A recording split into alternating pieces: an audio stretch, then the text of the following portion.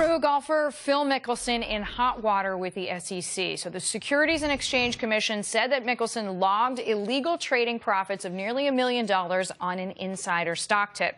The SEC wants the golfer to turn the money over to the entity. He has complied. Two others were involved in the trade. They have been charged. Sports gambler Billy Walters and the former chairman of Dean Foods, Thomas Davis. So according to the complaint, Walters had information from Davis about an upcoming spinoff. Walters then advised Mickelson to buy the stock. With me now, my markets panel, Jason Rotman, and from Swiss America, Craig Smith. Welcome to you both. So, Jason, one person gets off slightly easier than the other two. Why is that?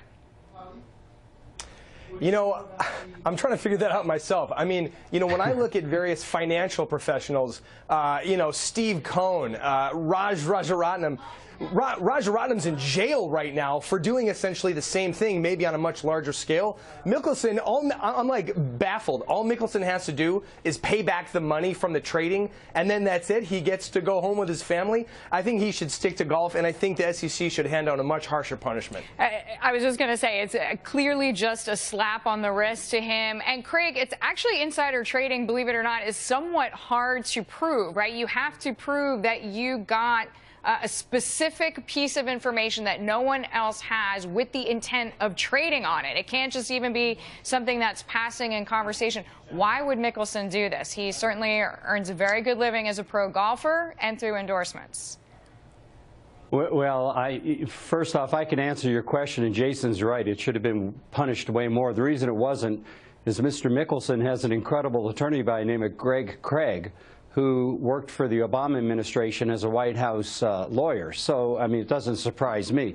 And if you looked at the reaction on Preet Bharara's face during the press conference, you can clearly tell that Craig cut Mr. Mickelson an incredible deal. Now, you're right, it's hard to prove insider trading. But, Deirdre, think about this. So this is such a simple one. Davis tells Walters. Walters tells Mr. Mickelson, hey, you should buy this stock. Mr. Mickelson owes Mr. Walter money on bets, according to the allegations. He goes out and buys $2.4 million worth of the stock when he's got $250 grand in his stock account, and all of a sudden he makes $1 million.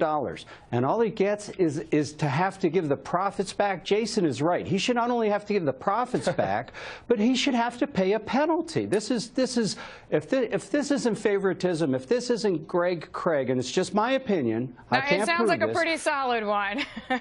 It sounds like a pretty solid one.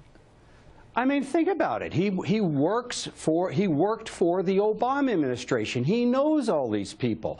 And, I mean, what else can explain it? I know Jason is scratching his head like I am. If you or I or Jason had done this, we'd be in orange jumpsuits right now. I was just going to say, somebody would be baking us cakes with files. Come back, both of you, and talk about the markets. We need to. In the meantime, I thank you both. Jason and Craig with me there, Craig Smith and Jason Rotman. Student protesters are swarming